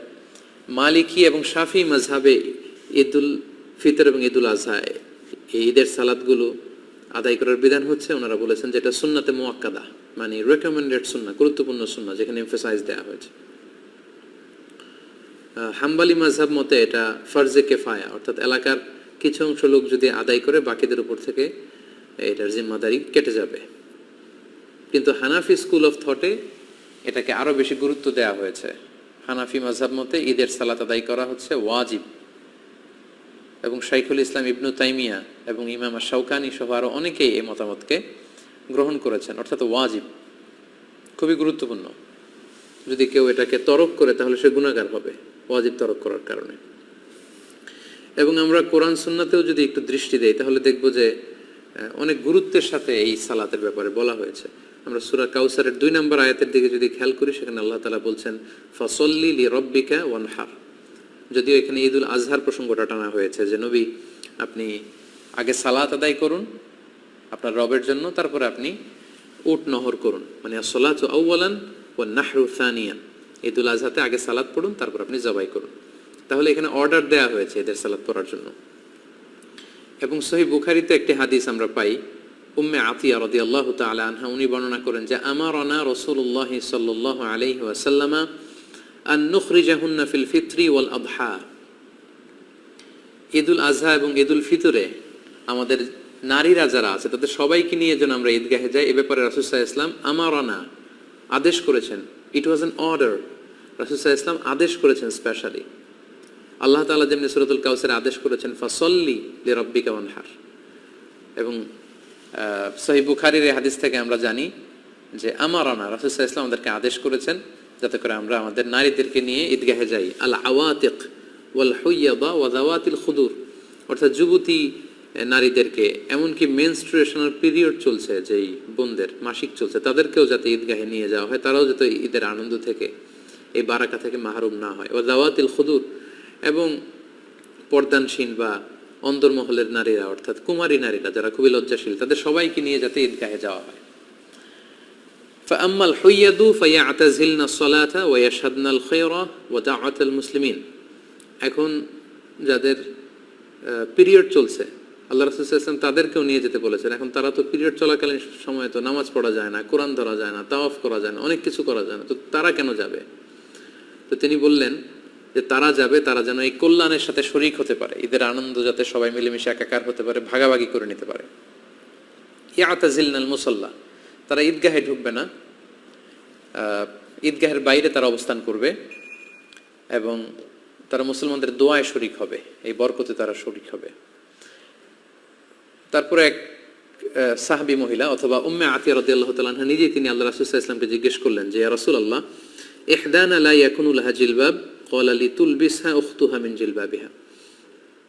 উম্মে আতিয়া রাদিয়াল্লাহু তাআলা আনহা বললেন ইয়া রাসূলুল্লাহ আমাদের অনেক বোনদের তো পর্যাপ্ত পরিমাণে ঢোলা জামা নেই বা ওড়না নেই, তো পর্যাপ্ত ওড়না বা জামা না থাকলে আমরা কিভাবে ঈদের নামাজে শরিক হব? আল্লাহ রাসূল সাল্লাল্লাহু আলাইহি ওয়াসাল্লাম বললেন তোমাদের অন্য বোন যাদের দুইটা ওড়না আছে তারা তাদের একটা ওড়না দিয়ে তার বোনকে হেল্প করবে, তারপরেও যেন তারা যায়।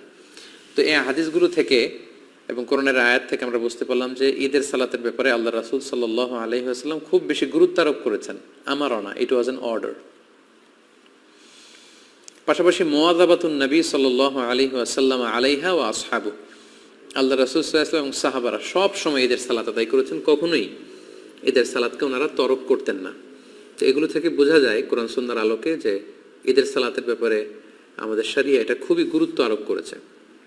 এখন প্রসঙ্গ হচ্ছে এই লকডাউন পিরিয়ডে যদি মসজিদ আমাদের বন্ধ থাকে, ঈদগাতে জড়ো হওয়ার সুযোগ না থাকে, আমরা ঈদের সালাত বাসায় পড়তে পারবো কিনা? আমি আগেই বলেছি এটা একটা বিশেষ পরিস্থিতির কারণে এই প্রশ্নটা বা এই মাসআলাটা আমাদের সামনে এসেছে। এর আগে সাধারণত আমরা এ জাতীয় প্রশ্নের সম্মুখীন হইনি। এটা একটা উদ্ভূত পরিস্থিতির কারণে এই কোশ্চেন সব জায়গায় রেইজ হচ্ছে। তো এই প্রশ্নের উত্তর দিতে গেলে আগে আমাদের জানতে হবে যে যখন আমাদের পরিস্থিতি স্বাভাবিক ছিল বা যখন স্বাভাবিকভাবে ঈদগাহে যে ঈদের নামাজ পড়া যায়, মসজিদে জামাতে শরিক হওয়া যায়, তখন যদি কেউ ঘুম থেকে দেরিতে ওঠার কারণে বা কোনো কারণে ঈদের জামাতে শরিক হতে না পারে, তাহলে সেই ব্যক্তি কি পরবর্তীতে একা একা ঈদের সালাত আদায় করতে পারবে? এটার উত্তরটা আমরা জেনে নিলে এই পরিস্থিতিতে আসলে আমাদের কি করা উচিত হবে এটা আমরা খুব সহজেই অনুমান করতে পারবো। ঈদের সালাত কেউ যদি মিস করে সে একা একা বা জামাতে ঘরে এসে পড়তে পারবে কিনা এ ব্যাপারে দুইটি মত। প্রথম মত হচ্ছে মেজরিটি স্কলারদের মত, জুমহুরুল ফুকাহা, শাফিঈ, মালিকি, হাম্বলি সহ মেজরিটি স্কলারদের মতামত হচ্ছে কেউ যদি ঈদের সালাত জামাতে পড়তে না পারে, মসজিদে যদি মিস করে, ঈদগাহে যদি মিস করে, বাসায় এসে একা একা কিংবা জামাতে সে পড়তে পারবে। এটা হচ্ছে প্রথম মত। আর দ্বিতীয় মত হচ্ছে ওলামায়ে আহনাফদের মত। হানাফি মাযহাবের মতামত হচ্ছে যে না, ঈদের সালাত যদি কেউ মিস করে কোনো কারণে, ঈদগাহে যেয়ে যদি পড়তে না পারে বা মসজিদে যেয়ে পড়তে না পারে, তাহলে তার ঈদের সালাত পড়া লাগবে না। কেন পড়া লাগবে না? হানাফি মাযহাবের দলিল হচ্ছে ঈদের জামাতটা এটা একটা সামাজিক ইবাদত। জুমার সালাতের ক্ষেত্রে যে সমস্ত শর্ত, ঈদের সালাতের ক্ষেত্রেও একই শর্ত। তাই এটা সামাজিকভাবে পড়তে হয়। তাই জুমার সালাত যদি কেউ মিস করে, সে যেমনি ঘরে একা একা জুমা পড়তে পারে না, তাকে আলাদাভাবে 4 রাকাত যোহর পড়ে নিতে হয়, তেমনি ঈদের সালাত কেউ মিস করলে সে বাসায় এসে আর ঈদের সালাত পড়তে পারবে না বা পড়ার প্রয়োজন নেই। এটা হচ্ছে হানাফিদের যুক্তি, ওলামায়ে আহনাফদের যুক্তি।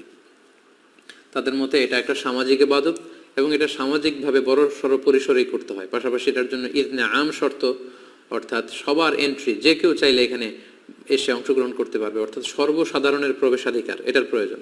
তো ঘরে এসে পড়লে সে সামাজিকতাও থাকে না আর ইজনে আমের বিষয়টাও থাকে না। তাই ঈদের সালাত কেউ মিস করলে তার আর ঈদের সালাত ঘরে এসে পড়ার দরকার নেই। সে চাইলে চাশতের নামাজ 2 রাকাত কিংবা 4 রাকাত নামাজ সে পড়ে নিতে পারে। এটা হচ্ছে হানাফি স্কুল অফ থটের অভিমত। আর মেজরিটি স্কলারদের, জমহুরুল ফুকাহা, তাদের মতামত যদি আমরা দেখি, ওনারা বলেছেন না, যদি কেউ মিস করে তাহলে ঘরে এসে সে একাকী পড়তে পারবে।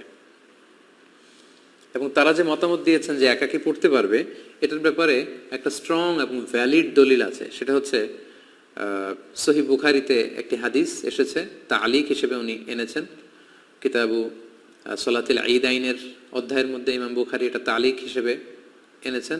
পাশাপাশি মুসান্নাফ ইবনে আবি শাইবাতেও এই হাদিসটি এসেছে। প্রসঙ্গটা হচ্ছে আনাস রাদিয়াল্লাহু তাআলা আনহুর প্রসঙ্গ। উনি ওনার শেষ জীবনে বসরাতে থাকতেন, ইরাকের বসরা শহরে থাকতেন। একদিন কোনো কারণে উনি এবং ওনার ফ্যামিলি মেম্বার ঈদের জামাত ওনারা মিস করেছেন। মিস করাতে উনি বাসায় এসে সবাইকে নিয়ে ঈদের জামাত আদায় করেছেন বাসায়, এবং হাদিসটি সহিহ বুখারীতে এসেছে। আমি হাদিসটা আপনাদেরকে পড়ে শোনাচ্ছি।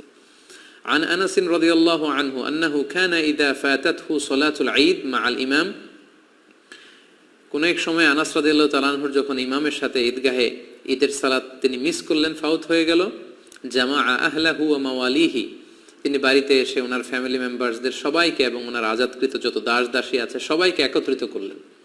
সুম্মা কামা আব্দুল্লাহ ইবনু আবি উতবাতা মাওলাহু ফায়ুসাল্লি বিহিম রাকাতাইন, তারপর ওনার আজাদকৃত দাস আব্দুল্লাহ ইবনে আবি উতবা ওনাকে বললেন যে তুমি আমাদেরকে নিয়ে ঈদের সালাতের ইমামতি করো। আব্দুল্লাহ ইবনে উতবা আনাস রাদিয়াল্লাহু তাআলা আনহুর অনুমতিক্রমে সবাইকে নিয়ে 2 রাকাত ঈদের সালাত ঘরে আদায় করলেন বাসায়।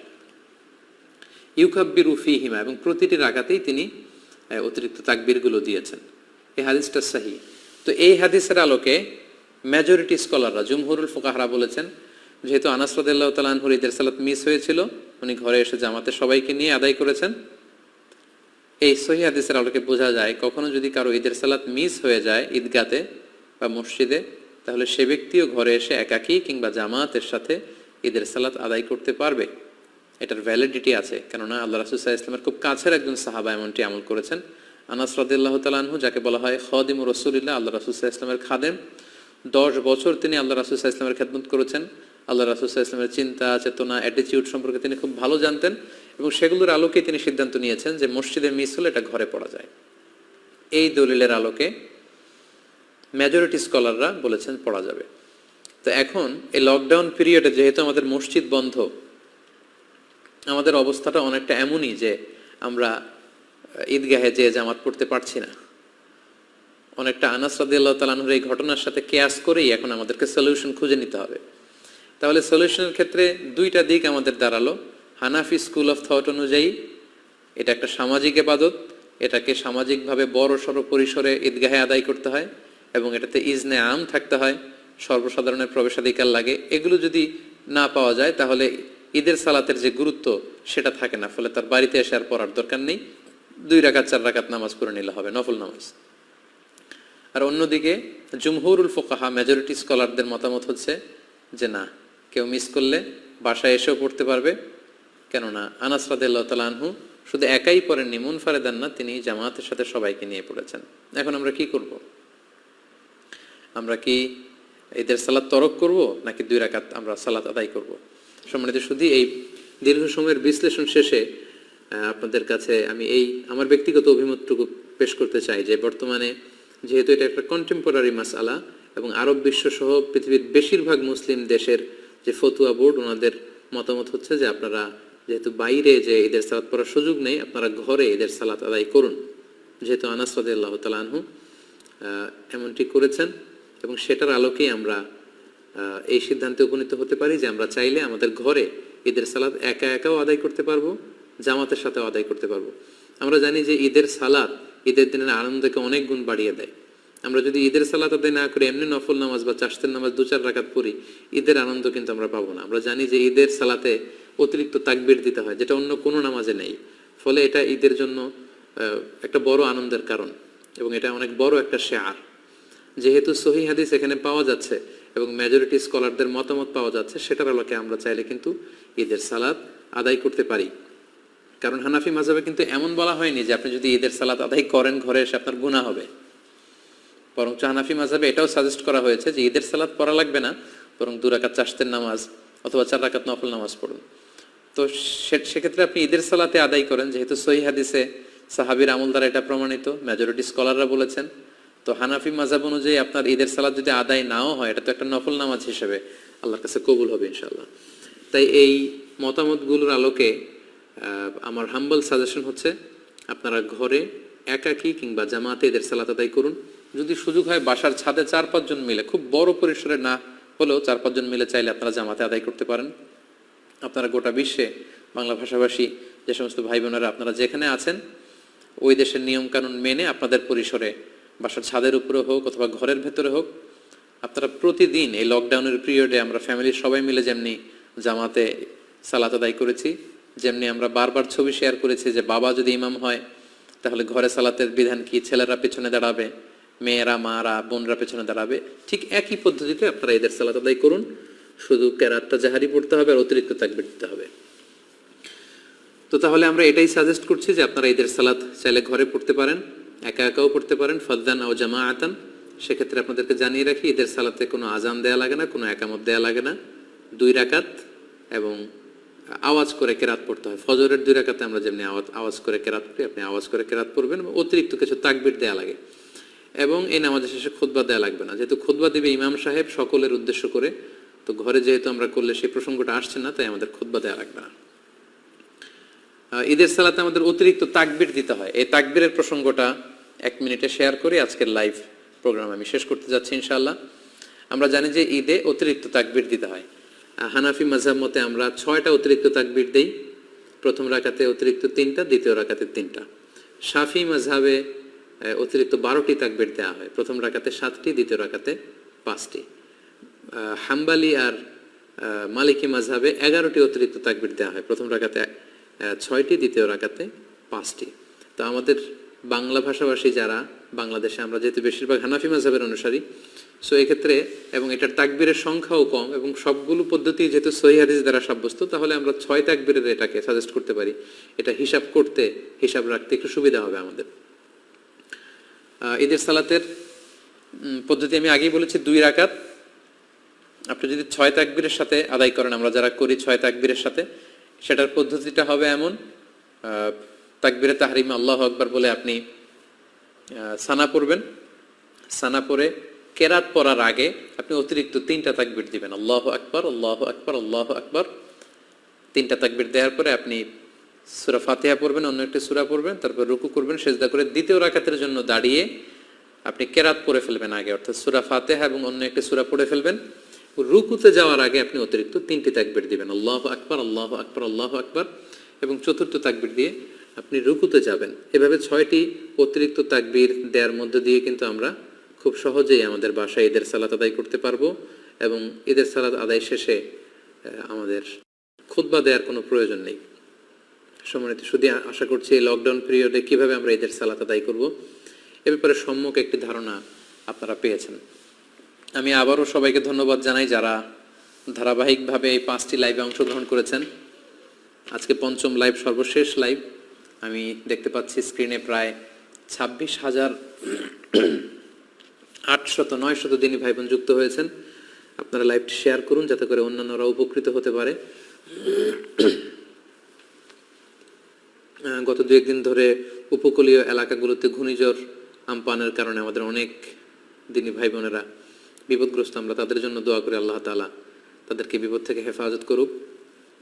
করোনা ভাইরাসের কারণে গোটা বিশ্বব্যাপী আমরা যে বিপদে আছি, এই বিপদ থেকে আল্লাহ তাআলা উদ্ধার করুক। আমরা দেখতে দেখতে রমাদানের একেবারে শেষ পর্যায়ে চলে এসেছি। আর 1-2 দিন পরে আমরা ঈদ পালন করব। আমাদের ঈদুল ফিতর উদযাপন যেন আনন্দময় হয়, সুখময় হয়, আমরা এই কামনা আল্লাহ তাআলার কাছে করছি।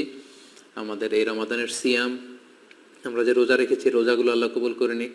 আমাদের কিয়ামুল লাইলগুলো আল্লাহ তাআলা কবুল করে নিক। আমাদের রাত্রি জাগরণ ইবাদতগুলো আল্লাহ কবুল করুক। আমাদের তেলাওয়াতগুলোকে আল্লাহ কবুল করুক। আমাদের সাদাকাতুল ফিতর এবং অনলাইন বেসিস আমরা যত দিনই কাজগুলো করেছি একমাত্র শুধুমাত্র আল্লাহর সন্তুষ্টি অর্জনের জন্য, আল্লাহ তাআলা এগুলোকে কবুল আর মঞ্জুর করে নিক। আপনারা সবাই ভালো থাকেন, সুস্থ থাকেন, সুন্দর থাকেন। আপনাদের সবাইকে পবিত্র ঈদুল ফিতরের অগ্রিম ঈদ শুভেচ্ছা জানিয়ে এখানেই আজকের লাইভ প্রোগ্রাম শেষ করছি। ঈদ মোবারক, তাকাব্বালাল্লাহু মিন্না ওয়া মিনকুম আজমাইন। আসসালামু আলাইকুম ওয়া রাহমাতুল্লাহি ওয়া বারাকাতুহু।